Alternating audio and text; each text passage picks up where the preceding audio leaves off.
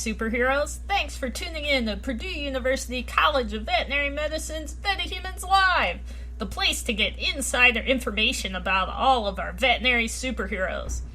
I'm your host, Dr. Sandy, aka Pink Phoenix. I'm a veterinarian and I lead the League of VetaHumanz. VetaHumanz develops superpowers after overcoming extraordinary challenges. The League aims to create an inclusive and diverse veterinary profession, where we support each other and future VetaHumanz. In today's episode, we'll meet Crimson Cat, a veterinary student who's doing extraordinary things. Let's get started. Here we go. Thanks for being on the show, Crimson Cat. I'm excited to be here today. To get started, can you share a little bit of your story with us? Yeah, so I took more of a non-traditional route to vet school. I'm currently going to start my third year of vet school at Kansas State University. But after undergrad, I actually did a master's program at Tufts University through their veterinary school. It was in conservation medicine, so it was a really cool, unique program that talks about One Health. And then after that, I took some time to work in the vet field, which was amazing. And then I started at Kansas State in 2020, and I'm happy to be here. Well, we're happy you're there too, as part of the league. So I have to ask, how did you pick your superhero name? So it was hard to do. I was really struggling with it. But I actually just got a cat in 2020 when I started vet school. Did not expect to get pets at all. I told myself I wasn't, I had no pets coming into it. I was like, I will get a pet after I graduate, but that didn't work out. Did not last very long. So I ended up with a cat, which I did not like cats, to be honest, beforehand, and fell in love with this little kitten. And now he's a big part of my life. So I figured that I would try to honor him a little bit, because he's helped me through a lot. So he's been kind of like my emotional support animal for the past 2 years in vet school. I love that. I ended up with my first cat a week into vet school. Oh my God. I should say my first vet school pet. I started with 3 cats. Oh, wow. Oh, I know, I'm tempted to get another one already. What's his name? His name is Ren. I'm a big Star Wars fan, so it's after Kylo Ren from Star Wars. I love it. That's great. So you talked about how you had a different path to vet med. Can you describe the moment for us that you knew you wanted to become a veterinarian? So it actually happened in undergrad. So I went to a school in South Florida for undergrad. I went for marine biology. I thought I wanted to do research with marine animals. Always have loved animals my whole life. Just wasn't sure what I wanted to do with it. And then, I think my sophomore year, my friend was like, why don't you double major in biology? He also, was recently considering vet school, so we started talking about it a little bit. And by double majoring, it kind of covered a lot of the prerequisites for vet school. And I was friends with a lot of pre-med majors, kind of fell in love with medicine through that, taking a lot of the same courses as them.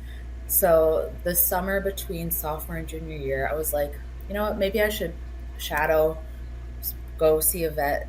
I had never worked in a vet office before. During the school year, I had volunteered at a shelter, really fell in love with working with the animals there.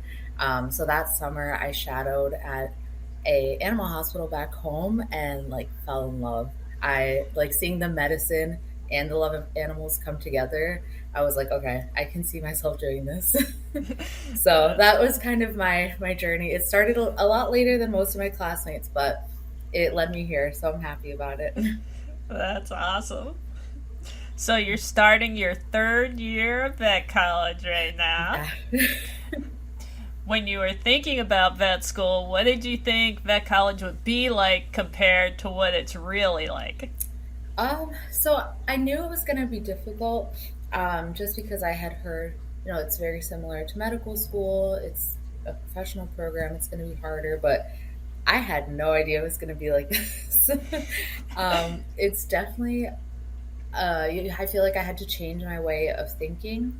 Like I couldn't use the same study tactics I used in undergrad or in my master's program. I really had to learn to kind of learn the material quicker than I was used to. And then I've noticed like studying as a group closer to the test, just to kind of review and quiz each other, really helped. But it took me a bit longer to kind of figure out a new way to study for vet school. So it's not like I expected. What study tactics have you found to be most effective? So at the like when I first learn the new material, I take notes in class, and then later in the week I'll kind of go back and I start typing up an outline. So that really helps me. I like to see it in an outline.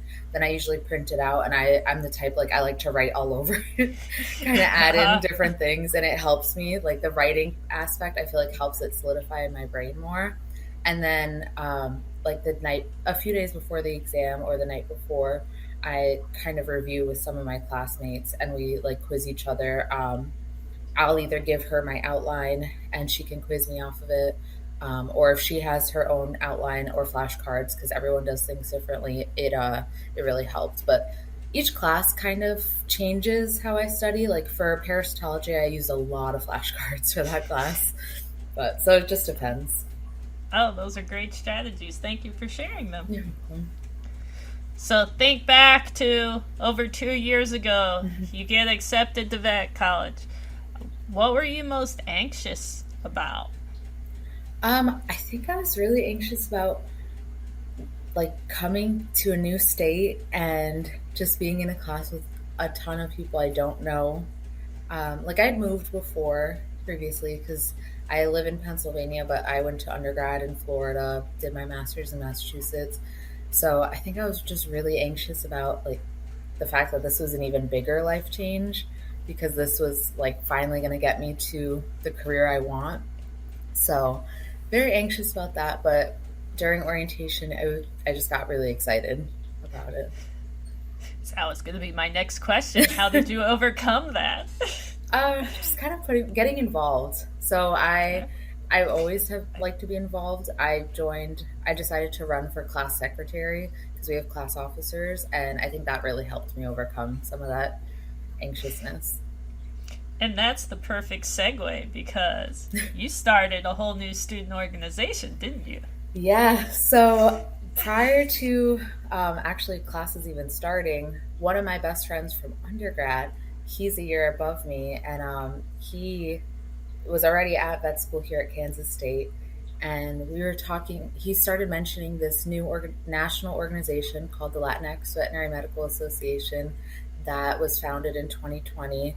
And he was saying that smaller chapters were opening up at different schools. And we started talking and we figured we should bring it to Kansas State because the Latinx community is very underrepresented in veterinary medicine. So we wanted to give an outlet and a way to, inform people about our community and for Latinx individuals to feel comfortable to express their culture. So we started all the process in fall of 2020, and then our first official semester on campus was spring of 2021. So it was really exciting. Well, I applaud you for being a leader. That's fantastic. Thank you. So, can you tell us about the process? It couldn't have been easy to start a whole new club. What did you have to go through? So we had to contact the national organization for it, and they kind of sent us a really good handbook, constitution, all the details about starting an organization.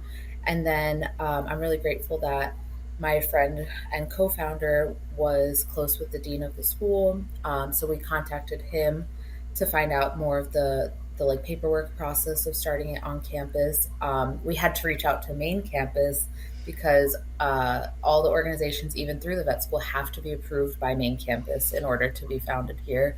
So there's a lot of paperwork, a lot of emails, and then just seeing if people had interest. So we sent a brief introduction email to the school just to kind of see if people were interested, because we needed some other officers too to officially start. So we had to get people to want to put in some of that work as well, because we couldn't do it ourselves. And then we were really grateful that Dr. Kukinich, who actually works with This Is How We Roll. She's incredible, and she actually agreed to be our faculty advisor for LVMA as well. So she was a great help in helping us start this organization, because she's really all about diversity and inclusion. So she really helped us out with that. She's an absolutely wonderful human being. Yeah.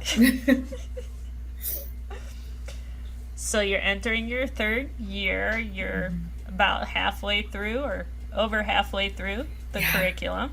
What's been your favorite class so far? Ooh, this is a hard one. I feel like there's just been so much information thrown at us. I loved anatomy. It's one of my favorites for sure. And then I'm trying to think, what else did I take last semester? Oh, pathology. I loved pathology.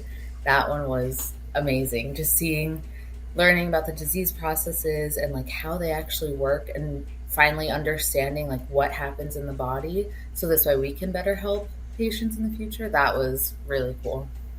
Yeah, I love path too. What has been your best day ever so far? Oh, best day ever. In vet school? Yeah. Probably, I think our first meeting for LVMA.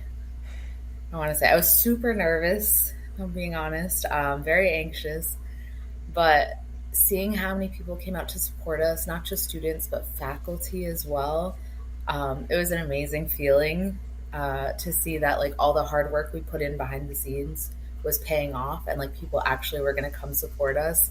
Because if I'm being honest, I was scared that there weren't going to be many people there. But seeing the support from the school was an amazing feeling, and I feel like it just motivated us more to continue working on this, even though like school was getting harder. It gave us that motivation to keep going. Oh, that's wonderful. I love stories like that where everybody comes together, because that's what the league's about, supporting each other to do great things together. So, what kind of veterinarian are you thinking of being, and has that changed from when you started school? Yeah, so I started vet school really heavily focused on wanting to do exotics. I mainly had a small animal background with like a little bit of wildlife work prior to vet school, and some stuff at a zoo. And I really loved that. And I still do. I still love exotics, but I'm really now passionate about surgery, the small animal surgery. So I'm kind of trying to figure out where to go. I feel like each year I like see different things that I can do, so it makes it a little harder trying to pick one. So I kind of want to hopefully find a practice where I can do small animal and exotics and a lot of surgeries, hopefully. Is this the year that you get to do surgeries in your curriculum? Yeah. So we just got like our junior surgery lab groups and schedule and everything. So nervous but excited. Excellent. That's when we start surgeries here too, third year. That's great. So let's go back. If you were talking to a friend that wanted to go to vet school, how would you recommend that they prepare? So I definitely would recommend making sure you get really good study habits early on. I definitely slacked a little at the beginning of undergrad. So it took me a while to learn really good study habits. So if they can try early, I definitely would recommend that, even though it's going to change, but getting that discipline there is a really good help. And then learning balance. That's something I've struggled with. And like this summer, I really tried to take time to like learn how to balance things myself, and like learning how to actually rest, because I've always been the kind of person to just like go, and then I burn out really fast. And this field, that happens way too often. So trying to learn balance and how to rest and like actually give yourself a break is going to be more beneficial and like help you retain that information way better. I'm glad you brought that up. That is super, super important. So, how did you go through the process? How are you learning balance, and what kind of things are you doing for fun or for an outlet? So this summer, I really wanted to focus on it because I feel like second year kind of burnt me out a little bit, if I'm being honest. It was a bit overwhelming, school-wise and personally. So this summer, I really tried to. I was working, but I tried to not overwork myself as I used to do. And then I've read a lot this summer. I grew up loving to read, but it kind of got put on the back burner because of the school things I needed to read. So I started getting back into reading for fun. I would read fiction books as well as some self-help books that really helped me take things into perspective. One book was actually called Rest, and it was a really good book talking about how important it is to try to incorporate different activities outside of your professional life to help balance yourself. So I started getting back into exercise and trying to go for more walks just to be outside more. Because, in school, we're always inside. We're going to class, studying, everything. So I've been trying to spend a little bit more time outside, even if it's going out for like a 20-minute walk, if I don't have time for anything else, just to kind of clear my mind and give myself like some exercise rather than just sitting for so long. So those are small things, hoping to try to incorporate more as I keep going. But that's what I'm trying to do right now. That's perfect. And walking is such a great way to just get outside, get some sunlight, and get some movement. It doesn't have to be long, like you said, 15, 20 minutes. Just give yourself a break. Yeah. That's wonderful. And thanks for the book recommendation. Yeah, no problem. All right. Next, tell us about your superpowers. What are they, and how are you using them to support others through the League of VetaHumans? So I think definitely empathy is a big one, and compassion. I feel like that's helped me in all aspects of my life. From different jobs, I've worked outside the vet field. I really try to make sure that I'm because it's a person and their pet. We're not just dealing with the animals. So I want to make sure that I'm truly trying to understand where this person's coming from. Like it's difficult because now that I have my own pet, I couldn't even imagine bringing him in if he's really sick, and you're scared. So I try to make sure that I'm explaining things as well as I can to people so they understand what's going on and that we're trying to help them too. We're not there to do any harm. We're there to help you and your pet. So that's something really important to me that I try to bring in every aspect. That's why I love This Is How We Roll, because I can show my passion as well to the kids and, try to teach them these things as well. And then compassion, if you don't love what you're doing, then it makes it so much harder. So I try to show people how much I love what I'm doing right now. Those are awesome superpowers. So before we sign off, what inspirational message do you have for aspiring superheroes out there? Make sure you focus on yourself, because if you're not doing well, then you can't help others. I think that's the biggest part, something I've had to learn too, because I've always just, put myself in a place where I want to help people. But if you're burnt out and not feeling well and not doing good, then you can't help people, because then you're going to not be in a good place. You might be angry, and that can show. So definitely make sure you're doing well, and then, you can help others in the same way, and it'll be so much better. That is absolutely wonderful advice. Well, thank you so much for being on the show, Crimson Cat. Thank you for having me. You can learn about other League of VetaHuman superheroes at VetaHumanz.org. If you liked this episode, and I know that you did, please subscribe, rate, and share it with your friends. And remember, use your powers for good.